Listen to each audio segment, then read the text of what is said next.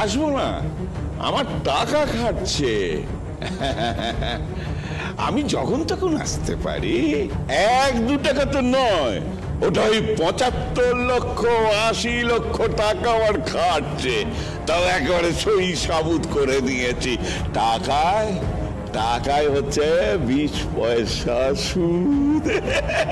আরে বাবা, সুদের টাকা কি কখনো ছাড়া যায় গো?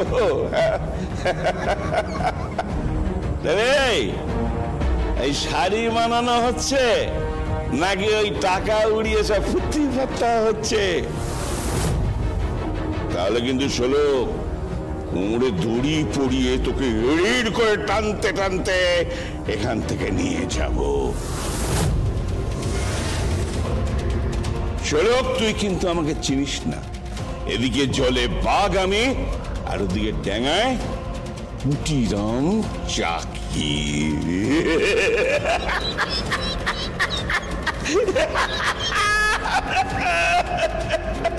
হ্যাঁ, জানি সব। এখন আপনারা সব মিলে মিশে মতলব করে এটা করেছেন আমার সর্বনাশের জন্য, তাই না? আসলে মুখার্জি পরিবারের টাকা আপনার ব্যাংক অ্যাকাউন্ট হয়ে তারপর আমার কাছে এসেছে, তাই না? ঠিক ধরেছে, ঠিক ধরেছে।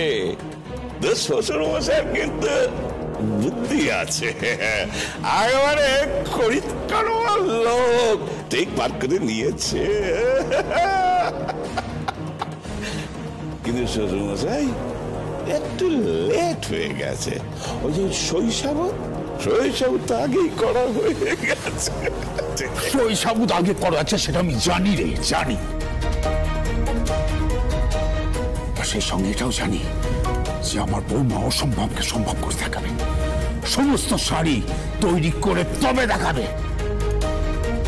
দেখি তাতে কি?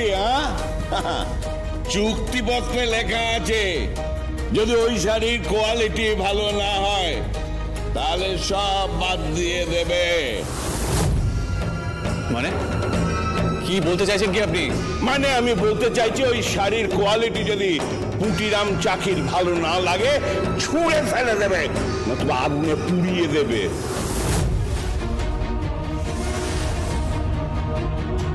আরে যতই পরিশ্রম করো না কেন, কপালে কিন্তু ডুডু ডুডু। এই ব্যবসা পুরো লস, এই ব্যবসা পুরো লস। আরে লালবাতি চলে গেছে, লালবাতি চলে গেছে। শোলক, তোর জীবন কিন্তু এবার শেষ। জামাই বাবা, তোমাকে একটা কথা বলি। দেখো, তুমি বরঞ্চ বাড়িতে ফিরে যাও, তোমার মায়ের সঙ্গে গিয়ে ওই পারিবারিক ব্যবসাটায় যোগ দাও।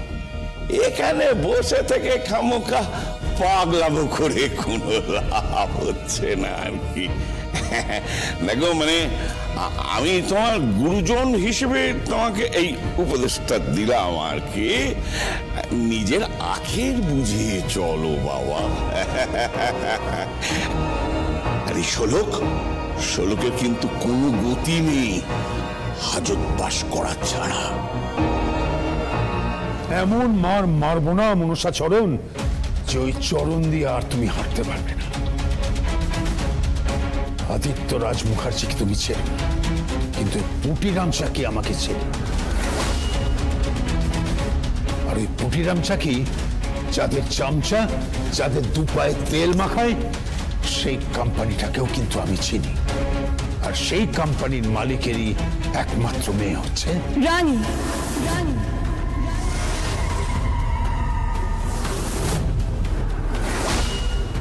রানী বাসু।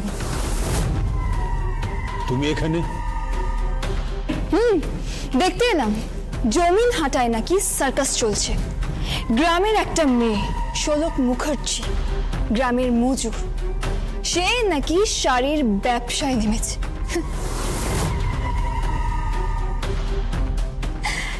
পিপিলিকার পাখা গোজায় মরিবার তরে। কি তাই তো? কি শোলক, কি মনে হচ্ছে শাড়ি বানাতে পারবে?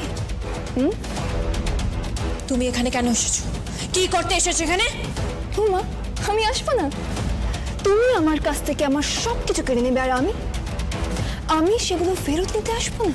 হ্যাঁ, কি কি কেড়ে নিয়েছি আমি? এই যে সার্থককে তুমি কেড়ে নিয়েছো। এখানে এখানে আমার বিয়ে হবে, এখানে পার্টি হবে, এখানে সেলিব্রেশন হবে, লোকাল ডান্স হবে, প্রচুর প্রচুর গেস্ট আসবে, ডেস্টিনেশন ম্যারেজ হবে। অবশ্যই সেই বিষয়ে তুমি আবার জানো না, শিক্ষা দীক্ষা কিছুই তো নেই। কি বলছো কি তুমি? ফিরে যাও সার্থক, ঘরে ফিরে যাও, পাগলামি করো না।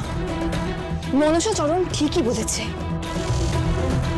এই মেয়ে শেষ, আগে এগোলেও শেষ, পিছলেও শেষ, শাঁখের করাতের মতন অবস্থা।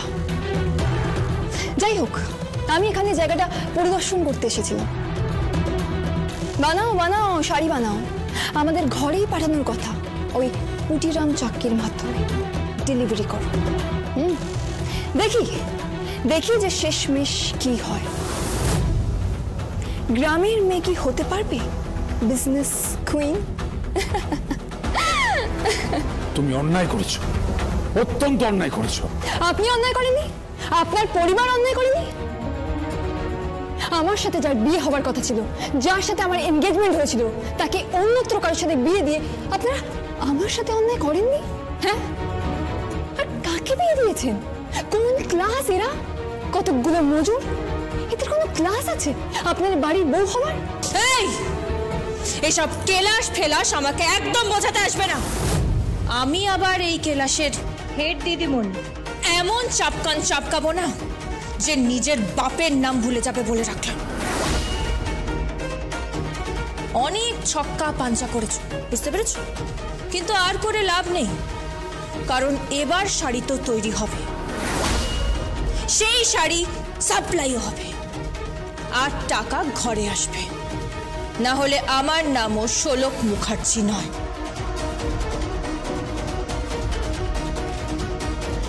তুমি বলছো টাকা ঘরে আসবে, আর আমি বলছি সার্থক ঘরে আসবে, মুখার্জি পরিবারে। চলি। রানী, রানী শোনো, রানী। লাভ নেই, উনি হচ্ছেন আসল রানী। আড়ালে দাঁড়িয়ে উনি সুতো টানছেন, আর আপনারাও না